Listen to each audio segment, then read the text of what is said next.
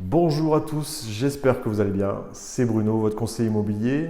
Je me trouve sur le bassin, dans un appartement à la vente. J'ai fait des visites et je me disais que ça pouvait être sympa de faire une vidéo pour vous expliquer rapidement les points essentiels, les points d'attention essentiels lorsque vous souhaitez acheter un appartement. Euh, Savoir appartement, qui dit appartement dit copropriété. C'est-à-dire que dans un seul bâti, à partir du moment où il y a au moins deux propriétaires différents, il y a obligation de créer une copropriété. Donc, lors d'une construction d'un ensemble immobilier, le géomètre va créer une copropriété pour définir quel lot appartient à quel futur propriétaire. Donc, copropriété, vous allez avoir un syndic de copropriété qui va gérer l'ensemble des relations, instaurer des règles, faire appliquer le règlement de copropriété, gérer la partie financière, la partie organisationnelle, etc. de la vie de la copropriété. Donc vous allez avoir des frais à prévoir mensuellement ou trimestriellement sur la copropriété, ce qu'on appelle concrètement les charges de copropriété. Donc ça va être un des premiers points d'attention à vérifier, ça va être la partie financière. Donc vous achetez un appartement, vous allez avoir un emprunt immobilier, mais vous allez aussi avoir des charges supplémentaires par rapport à une maison individuelle. Ces fameuses charges de copropriété qui vont regrouper la rémunération du syndic de copro, les charges éventuelles sur la copropriété si vous avez un gardien, si vous avez un ascenseur, si vous avez des espaces verts à entretenir, si vous avez une piscine, etc. Vous allez avoir des frais mensuels qui vont augmenter fortement suivant le niveau d'équipement dans la copropriété. Donc ça, c'est un des premiers points d'attention sur lesquels il faut se focaliser. Ensuite, vous achetez un appartement dans une copro. Certes, il faudra vérifier l'intérieur de l'appartement, des frais, des travaux à prévoir certainement, comme ici, un rafraîchissement, cuisine, une nouvelle cuisine à poser, une salle de bain. Vous allez avoir les travaux donc sur l'appartement. Mais il faudra aussi prévoir que vous êtes propriétaire d'un morceau de la copropriété. Donc, il faudra anticiper aussi les travaux éventuels sur la copropriété. Un ravalement de façade, les lignes au sol, le marquage au sol pour les places de parking à revoir. Il peut y avoir changement d'un portail, pose d'un digicode. Enfin, il peut y avoir énormément de choses qui peuvent être prévues. Énormément de travaux prévus sur une copropriété, donc ça c'est vraiment un point d'attention.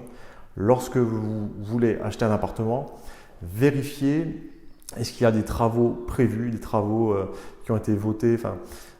Important vraiment de se focaliser aussi sur cette partie parce que vous allez devoir, une fois que vous serez propriétaire, payer tous les travaux qui ont été, qui vont être prévus, votés après la signature de l'acte authentique. Donc c'est important vraiment d'anticiper aussi cette partie.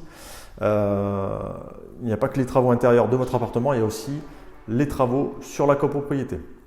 Donc lorsque vous visitez un appartement, pensez à bien aussi vérifier l'état des communs, la façade, les extérieurs, poser le maximum de questions, demandez les 3 derniers procès-verbaux d'assemblée générale.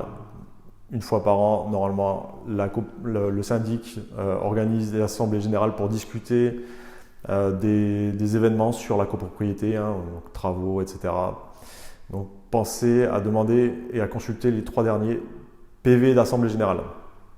Alors un autre point aussi qui est important à anticiper, typiquement ici on est sur un appartement qui nécessite quelques petits travaux de rafraîchissement, les sols, les peintures, cuisine, salle de bain, donc des travaux intérieurs. Donc vous dites, ok, on a liberté totale de faire ce qu'on veut puisqu'on devient propriétaire d'un bien, il nous appartient, mais je fais ce que je veux à l'intérieur. C'est en partie vrai, mais en copropriété, il y aura quand même des règles à respecter pour les travaux de rénovation. Vous pouvez avoir un cahier des charges imposé par la copropriété qui ne va pas vous autoriser à mettre des brise-vues, à changer la rambarde du balcon, à changer les menuiseries comme vous le souhaitez. Potentiellement aussi dans certaines copropriétés sur les sols, il y aura une règle qui impose un type de sol avec des caractéristiques qui permettent de ne pas impacter les nuisances sonores, hein, surtout si vous êtes sur les niveaux supérieurs, pour éviter qu'il y ait une transmission des bruits sur les étages inférieurs. Donc il y a des règles à respecter, tout ça est inscrit dans le règlement de copropriété. Pensez donc bien à vous renseigner si jamais vous achetez, enfin vous voulez vous positionner sur un appartement qui nécessite des travaux. Il y a vraiment pas mal de petits points d'attention sur lesquels il faut se focaliser pour ne pas se planter dans l'achat. Donc voilà, en tout cas, si jamais vous avez des questions particulières, vous êtes en cours de projet d'achat ou de vente d'un appartement, n'hésitez pas à me contacter, à poser vos questions. Je vous aiderai à y voir plus clair et je peux éventuellement vous accompagner sur une vente pour vous éviter d'avoir des problématiques particulières avec les acquéreurs lors de la vente. Écoutez, je vous souhaite à tous une excellente journée et je vous dis à très vite. Salut!